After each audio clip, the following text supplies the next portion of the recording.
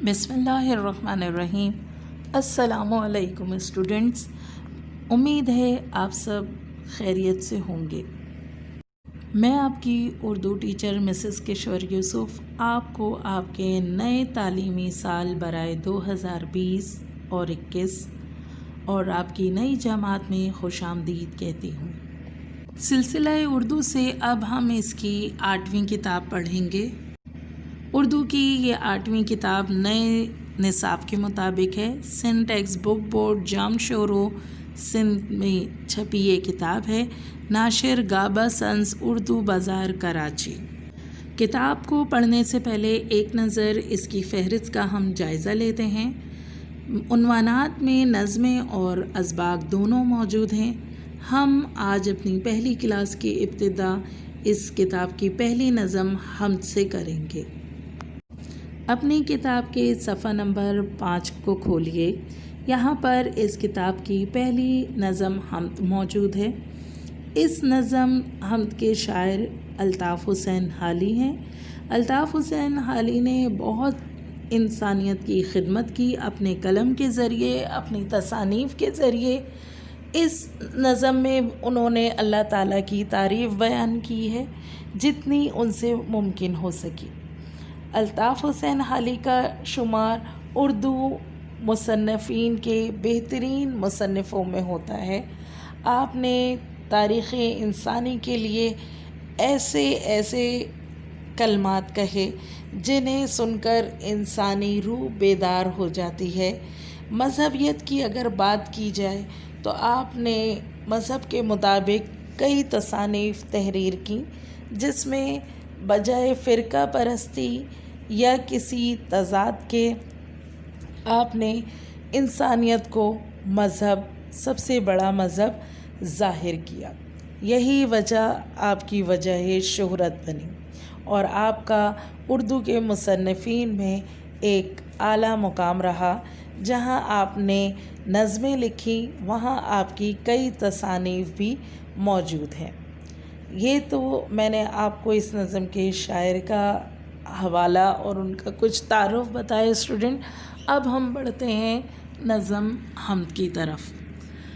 حمد کو پڑھانے سے پہلے میں آپ کو بتا دوں، حمد اس نظم کو کہا جاتا ہے جس میں اللہ تعالیٰ کی تعریف بیان کی گئی ہو۔ نظم کو پڑھانے سے پہلے میں آپ کو بند اور شعر کا فرق بیان کر دوں۔ بند ان اشعار کو کہا جاتا ہے جو 4 مصروں پر مشتمل ہوں، یعنی جن کی 4 لائنیں ہوں وہ بند کہلاتے ہیں، اور جن مصروں کی 2 لائنیں ہوں وہ شعر کہلاتے ہیں، وہ اشعار شعر کہلاتے ہیں۔ تو یہاں میں حمد کو بند ایک بند کر کے پڑھوں گی، یعنی 4 لائنیں پڑھوں گی اس کی، اور اس کی وضاحت کرتے جاؤں گی۔ ساتھ جو مشکل الفاظ ہوں گے ان کی بھی وضاحت کرتے جاؤں گی تاکہ آپ کو اچھی طریقے سے نظم سمجھ میں آ سکے۔ تو چلیں شروعات کرتے ہیں۔ پہلا بند میں اس کا پڑھنے جا رہی ہوں۔ حمد قبضہ ہو دلوں پر کیا اور اس سے سوا تیرا، ایک بندہ نافرماں ہے حمد سرا تیرا، گو سب سے مقدم ہے حق تیرا ادا کرنا، بندے سے مگر ہوگا حق کیوں کر ادا تیرا۔ یہاں پہ شاعر اللہ تعالیٰ سے مخاطب ہوتے ہوئے نہایت عاجزی اور شرمندگی کے ساتھ کہہ رہے ہیں کہ قبضہ ہو دلوں پر کیا اس سے سوا تیرا، یعنی کہ ہم تیرے نافرمان بندے ہیں لیکن اللہ تعالیٰ تو ہمارے دلوں پر راج کرتا ہے، تو ہمارے دلوں پر قابض ہے۔ قبضہ قابض ہونا یعنی روب جمانا، جمع ہوا حکمران۔ ایک بندہ نافرمائے حمد سرا تیرا، یعنی یہاں خود کو بیان کرنے کہ میں تیرا نافرمان بندہ ہوں، میں تیری اطاعت نہیں کرتا، تو نے جو احکام بتائے ہیں مجھے میں اس کی فرما برداری نہیں کرتا۔ تو ظاہر ہے کہ یہاں نافرمان ہوا بندہ اللہ کا۔ تو یہاں شاعر کیا کہہ رہے کہ میں نافرمان ہوں لیکن پھر بھی میرے دل میں تیری محبت ہے کہ میں تیرا ذکر کر رہا ہوں، تیری حمد و ثنا بیان کر رہا ہوں۔ دوسری شعر کو دیکھتے ہیں. گو سب سے مقدم ہے حق تیرا ادا کرنا بندے سے، مگر ہوگا حق کیوں کر ادا تیرا. یہاں شاعر کہہ رہے ہیں کہ بے شک، گو بے شک سب سے مقدم مطلب سب سے پہلا، مقدس، اعلیٰ، تیرا حق ادا کرنا ہے بندے کو، مگر تیرا بندہ نافرمان ہی اتنا ہے کہ وہ تیرا حق ادا کیوں کرے گا، اور تیرا حق ادا ہو ہی نہیں سکتا. دنیا کا کوئی بھی انسان تیری تعریف کر ہی نہیں سکتا، تیرے احسانات کا شکر کر ہی نہیں سکتا، تیری نعمتوں کا جو حق ہے وہ ادا ہو ہی نہیں سکتا. تو اے اللہ، تیری ذات جس تعریف کے لائق ہے وہ بندہ کر نہیں سکتا، جس قدر شکر کے لائق ہے تو ہم وہ شکر کر ہی نہیں سکتے ہیں، ہم تیرے نافرمان بندے ہیں. یہاں شاعر اس بات پر زور دے رہے ہیں کہ ہم تیرے نافرمان بندے ہیں، ہم سے تیرا حق ادا ہو ہی نہیں سکتا. جس تعریف کے تو قابل ہے ہم اس حد تک کی تعریف تیری کر ہی نہیں سکتے.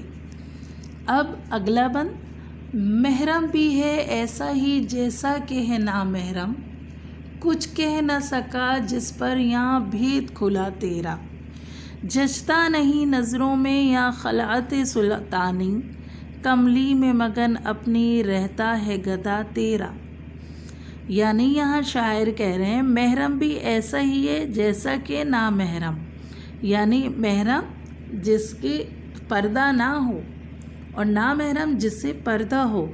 تو یہاں شاعر کہہ رہے ہیں کہ تیرے لیے تیرا بندہ ایسا ہی ہے کہ تجھے جان کر بھی نہ جان پایا، تجھے سمجھ ہی نہیں سکا، تیری نعمتوں کو، تیری رحمتوں کو، تیری ذات کو، تیری بادشاہت کو بندہ سمجھ کے بھی نہ سمجھ سکا.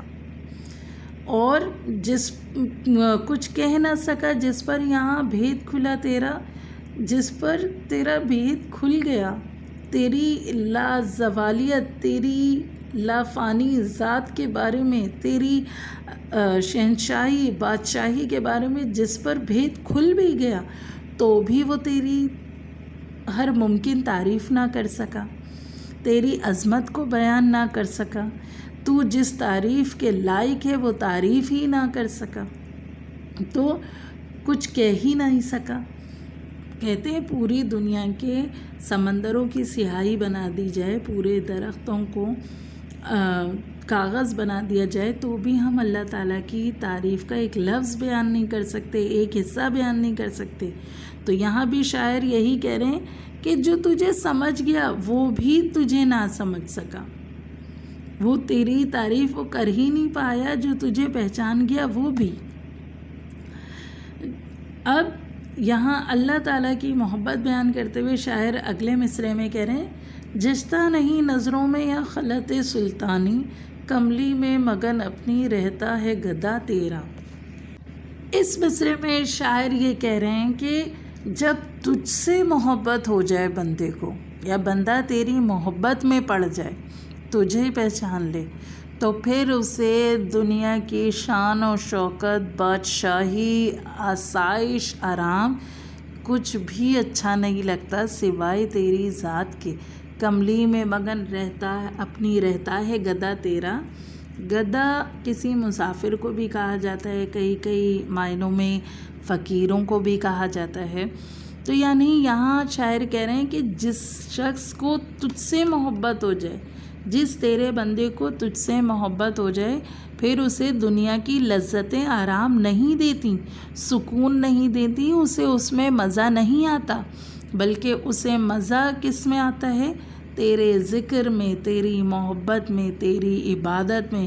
پھر چاہے جتنی قسم و پرسی کی حالت ہو، وہ تیری محبت کا لطف اٹھاتے رہتا ہے، اور بظاہر ہی اس کی حالت گدا گروں والی ہو، فقیری والی ہو، جو بھی ہو، اسے اسی میں سکون ملتا ہے. بس وہ تیری محبت میں لطف اندوز ہو رہا ہوتا ہے. اگلا بند. عظمت تیری مانے بن کچھ بن نہیں آتی، ہے خیر و سرکش بھی दम भरते सदा तेरा। तू ही नज़र आता है हर शय पे मुहित उनको, जो रंज मुसीबत में करते हैं गिला तेरा। अब इस मिसरे में शायर ये कह रहे हैं कि तेरी अज़मत बिन कुछ माने बिन कुछ बन नहीं आती यहाँ, यानी तेरी अज़मत का अब क्या बयान करें, जितना भी बयान करने वो कम है, हम जितना भी मान लें वो कम है। तेरी रहमतें तो इससे कई ज़्यादा हैं, और तेरी रहमतें ऐसी हैं कि अगर एक गुनाहगार भी बंदा है जिसने कभी तेरा शुक्र अदा ना किया हो, कि जिसने कभी तेरी इबादत ना की हो, जो सरकश व ज़ालिम रहा हो, वो भी फिर आखिर में तेरे पास ही आते हैं। हर चीज़ से थक कर, दुनिया की लज्जतों से थक कर वो तेरे पास आते हैं और फिर तेरे आगे झुकते हैं, गिड़गिड़ाते हैं, तेरा नाम लेते हैं, तुझसे फरियाद करते हैं। तू ही नज़र आता है हर शय पे मुहित उनको, जो रंज व मुसीबत में करते हैं गिला तेरा। अब यहाँ शायर ये कह रहे हैं कि इंसान रंज व मुसीबत की हालत में अगर होता है तो कभी कभार अपने अल्लाह ताला को नाराज़ भी कर बैठता है, उसकी नाफरमानी करता है, उससे गिला करता है कि तूने मुझे ये नेमत दी, ये नेमत नहीं दी, तूने मुझे ऐसे नहीं रखा, तूने मेरी किस्मत अच्छी नहीं बनाई। करते हैं ना हम ऐसे लाख गिले अल्लाह ताला से कर रहे होते हैं, लेकिन आखिर में तेरी हर शय पे, जब हम मुसीबत में हों, जब हम बेचैनी में हों, इस्तराब में हों, जब हमारा दिल नादानियों से भर चुका हो, शर्मिंदा हो, तो हम क्या करते हैं, हमें हर चीज़ में अल्लाह ताला की वाहिदानियत नज़र आती है, अल्लाह ताला की कुदरत नज़र आती है। बेशक कि हम चाहे जितने भी गिले शिकवे कर लें, हम अपने नसीब का रोना रोएं, हम अपने कम रिक्स का रोना रोएं, हम अपनी मुसीबतों का जितना भी रोना रो लें, अल्लाह ताला की ज़ात का भी कभी कभी इंसान ऐसा होता है कि मुनकिर हो जाता है, लेकिन फिर भी उस शख्स को अल्लाह ताला ही नज़र आता है इस दुनिया की हर शय में, हर अज़मत में। चलते फिरते सांस लेते उसे ये यकीन होता है, बेशक कि वो ऊपरी जितना भी झुटला दे, लेकिन उसे ये यकीन होता है कि अल्लाह ताला हर शय पे मुहित है। मुझ पे बुरा वक्त जो दिया वो मेरी ही गलतियों की सज़ा है, मुझ पे जो अच्छा वक्त देगा वो भी मेरी किसी नेकी की ही सज़ा है, सिला है, मेरी किसी नेकी का ही शुक्र है। तो हर शय में अल्लाह ताला उसके एक नाफरमान बंदे को भी नज़र आ रहा होता है। आखिरी बंद, आफाक में फैलेगी कब तक ना महक तेरी, घर घर लिए फिरती है पैगाम सबा तेरा। हर बोल तेरा दिल से टकरा के गुज़रता है, कुछ रंगे बयां हाली है सबसे जुदा तेरा। आफाक, यहाँ आफाक से मुराद दुनिया है कि आफाक में कब तक न फैलेगी महक तेरी, यानी जो तेरे इनकारी बंदे हैं, जो तुझे नहीं मानते, जो तेरी ज़ात को झुटलाते हैं, कब तक ऐसा होगा? ऐसा हो ही नहीं सकता। घर घर फिरती है पैगाम सबा तेरा, यानी हवा भी जो चल रही है ये भी तेरी रहमत है, ये बता रही है कि तू इस दुनिया का बादशाह है, तुझसे बढ़कर कोई ज़ात नहीं, तुझसे बढ़कर कोई ताकत नहीं। तू बंदा चाहे जितना भी नाफरमान हो, जितना भी तुझसे इनकार करे, लेकिन वह इनकार कर ही नहीं सकता। सूरज के चलने में, चाँद के आने जाने में, ज़मीन के घूमने में, हवा के चलने में, पानी के ठहरे रहने में, पानी के जोश में आ जाने में, हर चीज़ में तेरी वाहिदानियत नज़र आती है, तो बंदा इनकार कर ही नहीं सकता। आखिरी मिसरे में शायर अपने आप को मुखातिब करते हुए कहते हैं, ہر بول تیرا دل سے ٹکرا کے گزرتا ہے، یعنی دل کو چھو لینے والے الفاظ ہوتے ہیں۔ کچھ رنگ بیاں حالی ہے سب سے جدا تیرا، یعنی یہاں شاعر اپنے آپ کو مخاطب کر رہے ہیں، کہہ رہے ہیں کہ حالی کا جو انداز ہے لکھنے کا، تحریر کرنے کا، بیان کرنے کا کسی بات کو، وہ سب سے جدا ہے، اتنا جدا کہ بول جو ہیں وہ دلوں میں اتر جاتے ہیں، جو ہمیں ہماری روح میں سرایت کر جاتے ہیں، ہمیں جوش دلاتے ہیں، ہمیں سوچنے پر مجبور کرتے ہیں۔ تو یہاں الطاف حسین حالی نے اللہ تعالیٰ کی پہلے تعریف کی، پھر نظم کے آخری شعر میں بھی اللہ تعالیٰ کی ہی تعریف کر رہے ہیں، لیکن وہاں اپنی بات بتا رہے ہیں کہ اپنا نرالا اور الگ انداز بتا رہے ہیں کہ میری تعریف کرنے کا انداز کچھ الگ ہے کہ شاید تجھے پسند آ جائے۔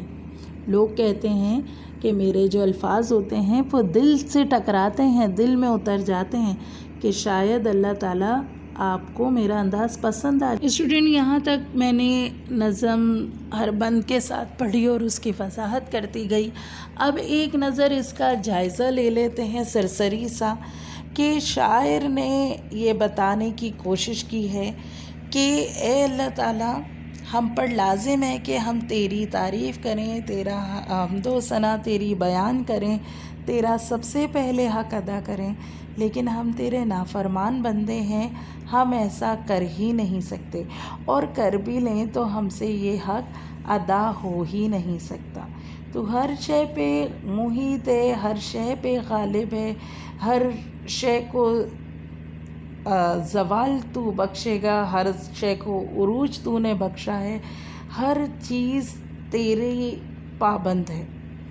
تو یہاں بتانے کی کوشش کی اور پھر یہ بتانے کی کوشش کی ہے کہ جس بندے کو تجھ سے محبت ہو جائے، جس شخص کو تیری عبادت کا مزہ آنے لگے، تو پھر وہ بادشاہت چھوڑ کر فقیری بھی اپنا لے تو اسے سکون ملتا ہے۔ اسے دنیا کی بادشاہت، عیش و آرام کوئی مزہ نہیں دیتی، بس وہ تیرے در کا فقیر بن کر بھی سکون اور آرام میں ہی رہتا ہے اور لطف میں رہتا ہے۔ پھر کہتے ہیں کہ بندہ تیرا نافرمان جتنا بھی ہو، اپنے پر آنے والی مصیبتوں کے وقت تجھ سے چاہے جتنے گلہ کر لے، لیکن پھر تیری ایک رحمت ان کے سارے گلوں کو دھو دیتی ہے اور وہ بھی تیری عظمت کے گن گانے لگتے ہیں۔ پھر شاعر کہتے ہیں کہ دنیا میں کب تک تیرا ذکر، تیری واحدانیت نہیں پھیلے گی، کب تک، کہ یہاں تو ہوا کے چلنے میں بھی تیری قدرت پتہ چلتی ہے۔ تو یہ تھا نظم کا سرسری سا جائزہ، ہم نے یہاں نظم پڑھی۔ اب ہم بڑھتے ہیں اس کے اگلے عملی کام کی طرف کہ ہمیں اس نظم سے اب کیا کیا کام کرنا ہے۔ سب سے پہلے ہم بڑھتے ہیں جماعت کے کام کی طرف۔ جماعت کے کام میں اسٹوڈنٹ جو آپ کو کام کرنا ہے وہ 2 سوال و جواب ہیں، اس کے بعد آپ کو ایک تشریح کرنی ہے۔ میں بتا دیتی ہوں کہ آپ کام کس طرح کریں گے اور ساتھ دکھا بھی دیتی ہوں تاکہ آپ کے لیے آسانی ہو۔ سوال نمبر 1، حمد کسے کہتے ہیں؟ جواب، جس نظم میں اللہ تعالیٰ کی تعریف بیان کی جائے وہ حمد کہلاتی ہے۔ سوال نمبر 2، کیا بندہ اللہ کا حق ادا کر سکتا ہے؟ جواب، جی نہیں، کبھی بھی کوئی بھی بندہ یا انسان اللہ کا جتنا بھی شکر ادا کر لے مگر اللہ تعالیٰ کا حق ادا کر ہی نہیں سکتا، چاہے کتنا ہی فرما بردار کیوں نہ ہو جائے۔ ان سوالات کے بعد آپ کریں گے تشریح۔ نظم ہم سے آپ جو پہلی تشریح کریں گے اس کا بند نمبر 1 ہے، قبضہ ہو دلوں پر کیا اور اس سے سوا تیرا، ایک بندہ نافرماں ہے حمد سرا تیرا، گو سب سے مقدم ہے حق تیرا ادا کرنا، بندے سے مگر ہوگا حق کیوں کر ادا تیرا۔ حوالہ نظم و شاعر، یہ بند ہماری اردو کی درسی کتاب کی نظم حمد سے لیا گیا ہے، اس کے شاعر کا نام مولانا الطاف حسین حالی ہے۔ تشریح، اس بند میں شاعر اللہ تعالیٰ سے مخاطب ہوتے ہوئے کہہ رہے ہیں کہ اے میرے اللہ، اس سے زیادہ اور کیا قبضہ تیرا ہمارے دلوں پر ہوگا کہ میں تیرا نافرماں بندہ ہوتے ہوئے بھی تیری حمد و ثنا بیان کر رہا ہوں، اور بے شک تیرا حق ادا کرنا سب سے زیادہ اہم ہے ہمارے لیے، مگر تیرے نافرماں بندے سے یہ حق کیسے ادا ہوگا؟ تیرا نافرماں بندہ تیرا حق ادا کر بھی نہیں سکتا، اور تیرا نافرماں بندہ تیرا حق کبھی دے ہی نہیں سکتا۔ ہم تیرے گناہ گار بندے تیرا حق ادا کر ہی نہیں سکتے۔ اسٹوڈنٹ، یہ آپ دونوں کام جو کریں گے، سوال جواب اور تشریح، یہ جماعت کے کام میں کریں گے۔ اب آپ کا گھر کا کام کیا ہے، یعنی ہوم ورک، وہ میں آپ کو بتا رہی ہوں۔ گھر کے کام میں آپ کو جو کام کرنا ہے وہ اسی حمد کا آپ کو مرکزی خیال لکھنا ہے، اور دوسرا کام آپ الفاظ، معنی اور جملے کریں گے۔ آپ کتاب کا صفحہ نمبر 6 دیکھیں گے، وہاں سوال نمبر 2 ہے، درج ذیل الفاظ کے معنی بتائیے، اور اس الفاظ کے آپ معنی لکھنے کے ساتھ ساتھ انہی الفاظ کے آپ جملے بنائیں گے۔ اس کے بعد آپ کا ایک اور کام ہے، وہ آپ کو مضمون لکھنا ہے، اور مضمون لکھنا ہے کمپیوٹر کے فوائد و نقصانات، یعنی کیا کیا اس کے فائدے ہیں، کیا کیا اس کے نقصانات ہیں، یہ آپ مضمون لکھیں گے۔ یعنی اس سبق میں آپ کا ایک قواعد کا کام بھی ہو جائے گا۔ یہ کام آپ تمام ترتیب کے ساتھ کریں گے، بالکل صاف ستھرا کریں گے، اور اس کے ساتھ ساتھ آپ اس کام کو یاد بھی کرتے جائیے گا، تاکہ ہم اپنا کام بھی کرتے جائیں اور امتحانات کی بھی تیاری ہوتی جائے۔ میں آپ کو الفاظ، معنی اور جملے جن کے کرنے ہیں وہ سوال دکھا دیتی ہوں۔ اسٹوڈنٹ، یہ دیکھیں آپ کا صفحہ نمبر 6 پر موجود سوال نمبر 2، الفاظ کے معنی بتائیے۔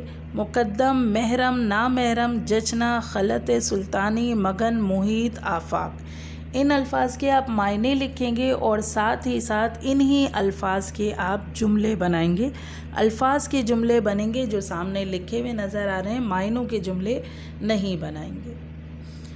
میں امید کرتی ہوں جو بھی میں نے پڑھائی سمجھائی آپ کے سب سمجھ میں آیا ہوگا، آپ کو واضح ہو گئے ہوں گے اس کے تمام بند، اور وہ کام جو میں آپ کو کروا رہی ہوں گھر کے کام میں، جماعت کے کام میں، واضح طور پر آپ کو سمجھ میں آیا ہوگا۔